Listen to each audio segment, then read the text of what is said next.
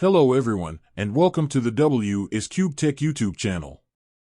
In today's video, I'm going to show you how to operate a single WhatsApp account on two different devices efficiently without relying on WhatsApp web or any similar methods.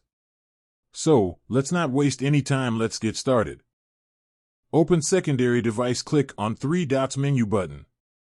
And then click Settings. After that, click on drop-down arrow button you will show. Add account. Click on it.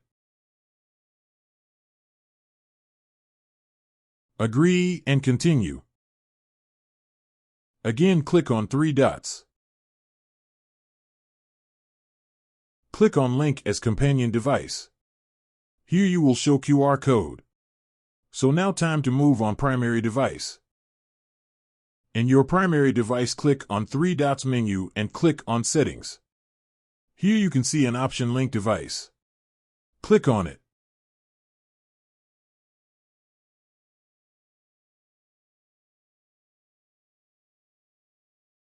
Your device's camera will be switched on, and you need to scan the QR code from the secondary device.